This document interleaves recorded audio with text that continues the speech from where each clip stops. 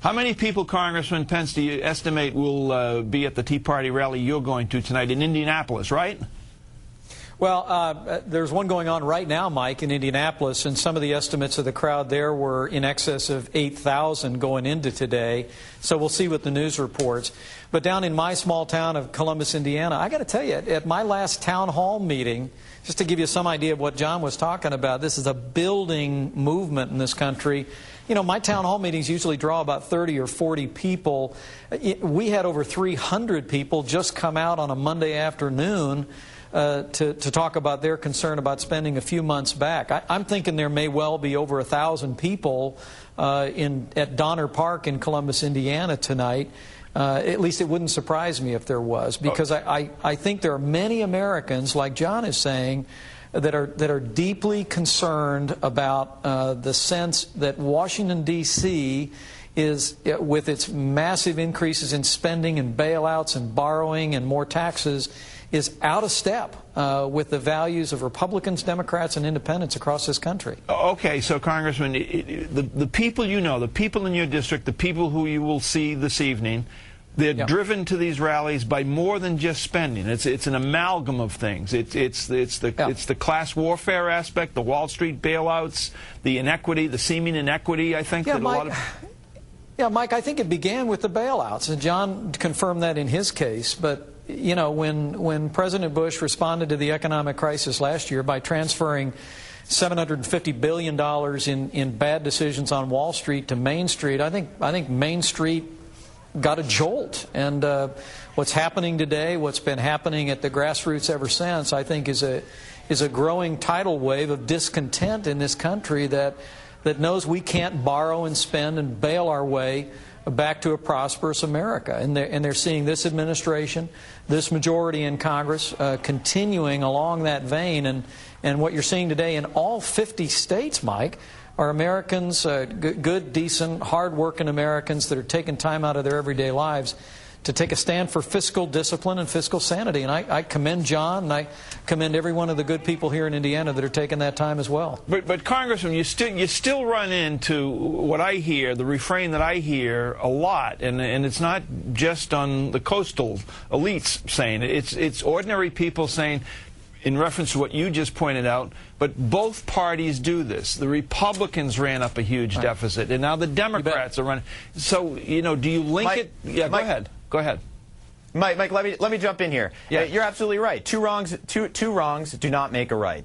But it has been boiling up in people, and I think you're going to see politicians reacting to this and say, if we don't listen to the will of the people, we don't rein in big government, we don't rein in spending, many politicians will find themselves out of a job come the next election cycle. Congressman, do you think...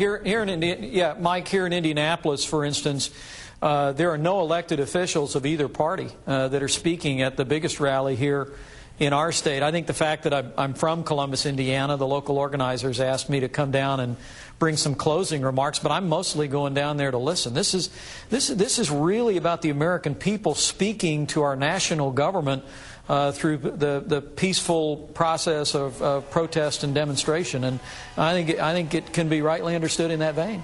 Congressman, let me ask you this question, play devil's advocate here. It seems to me, driving around a couple of days last week, listening to talk radio, that nearly everything that President Obama does engenders an automatic knee-flex response from the conservative wing of the Republican Party, and more than just that, but basically the conservative wing of the Republican Party, no matter what he does, you get a reaction from it, and the reaction is, no, we don't care what he does, it's bad because it's Obama. Do you buy into that?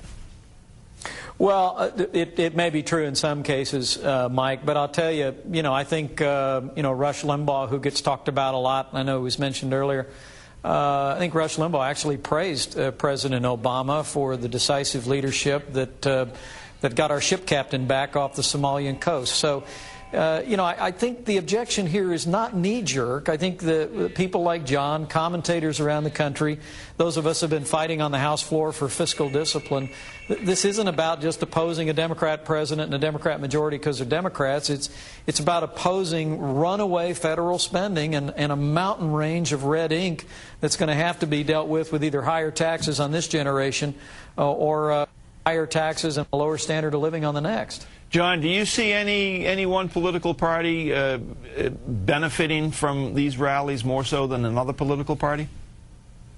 Absolutely not. These concerns transcend partisan politics. As I said, the last administration, and there are plenty of Republicans that have lost their way when it comes to fiscal responsibility, but what we're seeing now is an unprecedented expansion of the national debt, expansion of the federal government into sectors like GM and AIG that they have no business being involved in. I think today at the rally in Chicago, we had a Democrat Hillary supporter speak. We had libertarians, we had independents, and the crowd reflected our speaker lineup as well. I think it's something that a lot of Americans are frustrated about, and politicians on both sides of the aisle need to listen up. Congressman Pence, you've been very consistent throughout your career. I mean, your record is very consistent. What kind of a chance do you think you have of being heard within Congress from the administration largely? Have they reached out to you? Do they listen to you? Do you speak to them? Do they call you? What's the deal there?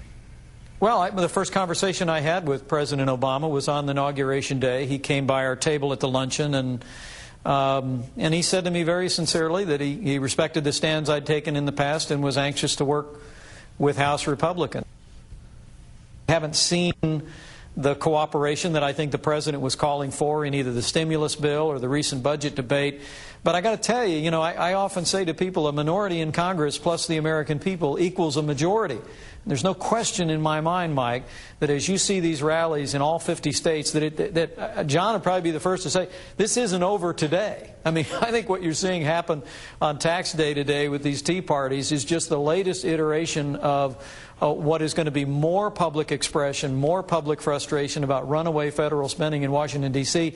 And if that continues, that wind continues to blow, I really believe that we can see the course and direction of government in our nation's capital come together and turn in the direction of fiscal sanity.